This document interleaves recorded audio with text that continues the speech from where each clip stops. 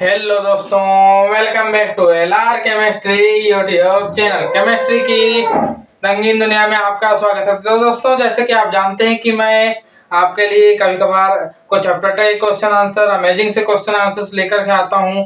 तो दोस्तों, उसी कड़ी में एक क्वेश्चन कुछ इस प्रकार है जो कि विज्ञान रिचार्ज द्वारा पूछा गया है और ये क्वेश्चन मुझे यूट्यूब शॉर्ट्स में स्क्रॉल करते हुए दिखाई दिया था। तो वह क्वेश्चन कुछ इस प्रकार है, देखिए।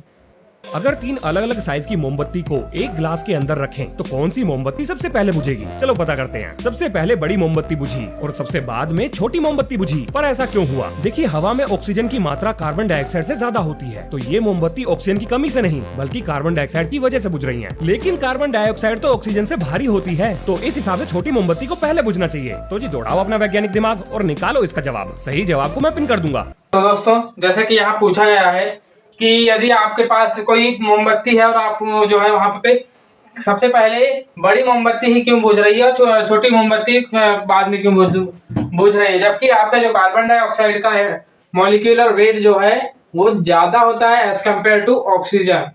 कार्बन डाइऑक्साइड का ज्यादा होता है एज कम्पेयर टू ऑक्सीजन।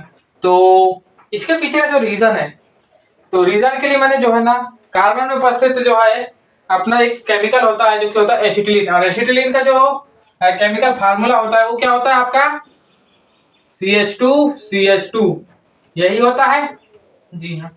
तो जब ये रिएक्ट करेगा, किससे करेगा रिएक्ट? जब ये रिएक्शन करेगा आपके ऑक्सीजन से, तो ये जो है ना क्या क्या बनाएगा? सबसे पहले कार्बन डाइऑक्साइड बनाएगा प्लस H2O बना देगा।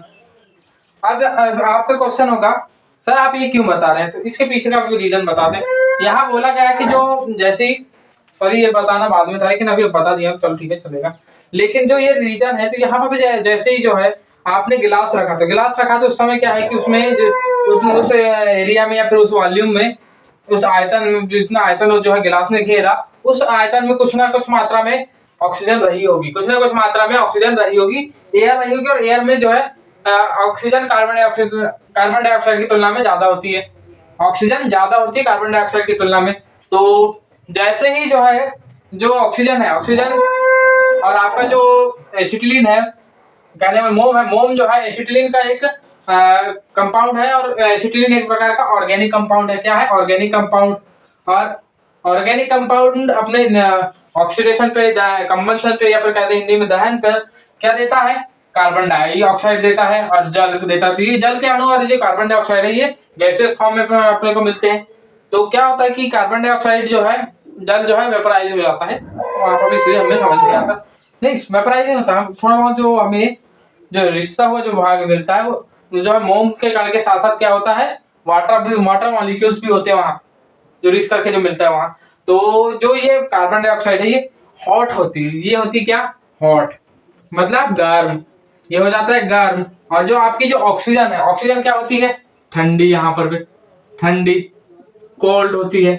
तो कोल्ड आपको ये बताइए, हॉट हॉट एयर जो है हैवी होगी या फिर कोल्ड एयर? तो आपका ऑब्वियस से जवाब होगा कि कोल्ड एयर जो है आपका हेवी होगा। Cold air heavy, cold air heavy है।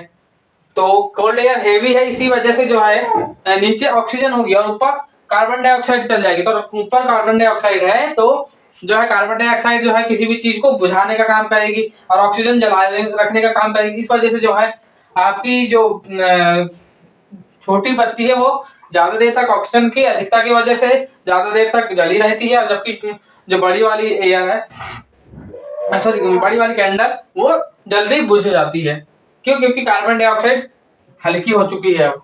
तो अब मेरा आपसे एक क्वेश्चन है कि आप बताइए कि कार्बन डाइऑक्साइड और ऑक्सीजन का मॉलिक्यूलर वेट क्या है? कार्बन डाइऑक्साइड और ऑक्सीजन का मॉलिक्यूलर वेट